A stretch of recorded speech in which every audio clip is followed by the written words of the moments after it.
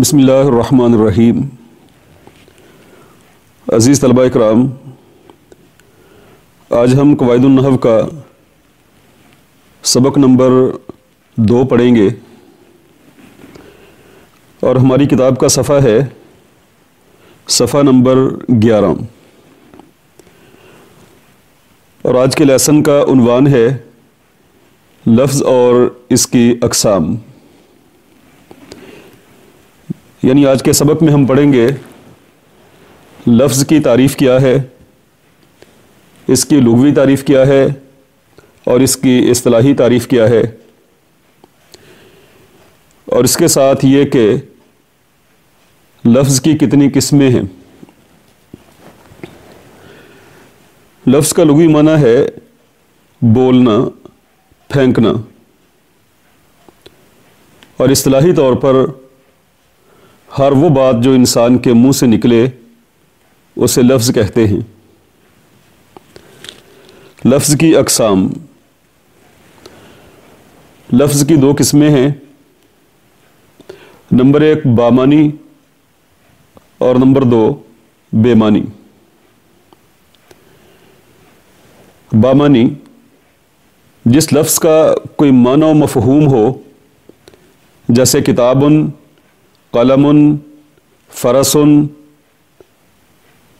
اور جیسے الحمدللہ رب العالمین، اسے مستعمل یا موضوع بھی کہتے ہیں۔ دوبارہ دیکھیے، جس لفظ کا کوئی معنی و مفہوم ہو اسے ہم کہتے ہیں یہ بامانی لفظ ہے، اور اسے مستعمل بھی کہتے ہیں اور اسے موضوع بھی کہتے ہیں۔ جیسے کتابن، کتاب، یعنی ایک ایسا کلمہ ہے، ایسا لفظ ہے جو اپنا معنی ادا کر رہا ہے۔ جب ہم کتابن کہتے ہیں تو ہمارے ذہن کے اندر ایک ایسی چیز کا تصور آ جاتا ہے جسے پڑھا جاتا ہے، جسے سیکھا جاتا ہے۔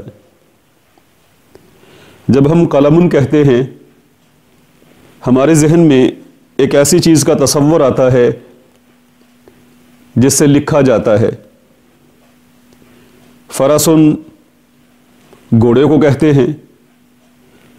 جب ہم فرسن کہیں گے تو ہمارے ذہن کے اندر ایک ایسے جانور کا تصور آ جاتا ہے جو دوڑتا ہے، جس پر سواری کی جاتی ہے۔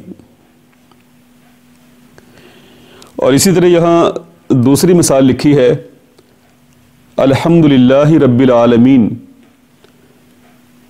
تمام تعریفیں اللہ رب العالمین کے لیے ہیں۔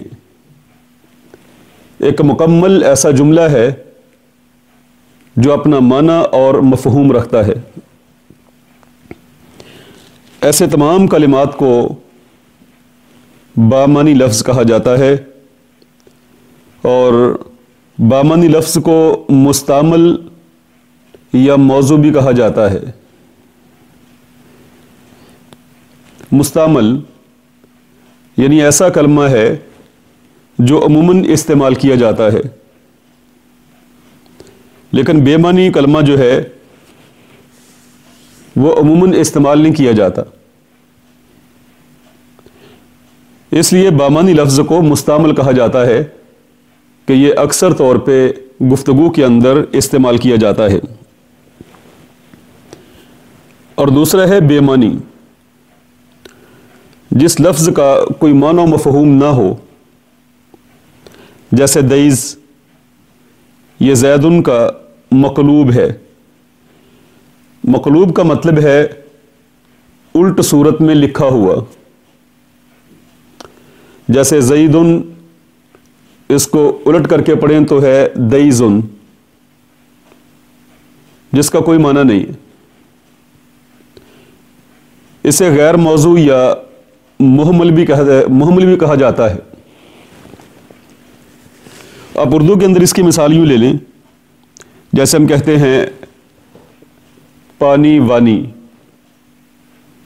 جب ہم پانی کہتے ہیں تو ذہن کے اندر ایک ایسی چیز کا تصور آتا ہے جس کو پیا جاتا ہے، لیکن وانی اس کا کوئی معنی مفہوم نہیں ہے۔ پانی کا کلمہ اکثر طور پہ استعمال کیا جاتا ہے اور وانی یہ استعمال نہیں ہوتا۔ اور اسی طرح روٹی ووٹی، جب ہم روٹی کہتے ہیں ایک ایسی چیز کا تصور ذہن میں آتا ہے جس کو کھایا جاتا ہے، لیکن ووٹی اس کا کوئی معنی نہیں ہے۔ تو جو بے معنی لفظ ہے اس کو ہم غیر موضوع یا پھر مہمل بھی کہتے ہیں۔ اب بامعنی لفظ کی آگے دو بڑی قسمیں بن جاتی ہیں۔ پہلی قسم ہے مفرد یا کلمہ، اور دوسری ہے مرکب۔ مفرد جو تنہا ایک کلمہ ہو اس کو ہم کہتے ہیں مفرد، جو ایک معنی ادا کرتا ہے، ایک معنی دیتا ہے، اس کو ہم مفرد کہتے ہیں۔ اور مرکب ترکیب دیا ہوا، یعنی کئی الفاظ کے ساتھ ترکیب دیا ہوا، جس کو ہم جملہ بھی کہتے ہیں، جس کو کلام بھی کہا جاتا ہے۔ مثال کے طور پہ آپ سمجھیں، جیسے ہے زید گھر میں داخل ہوا، دخل زید فی الدار۔ اب اس کے اندر کتنے لفظ یا کتنے کلمے آ گئے؟ دخل،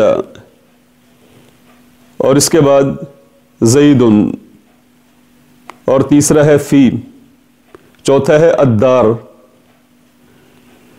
چار کلمات ملے تو ایک مکمل جملہ بن گیا، دخل زید فی الدار، زید گھر میں داخل ہوا۔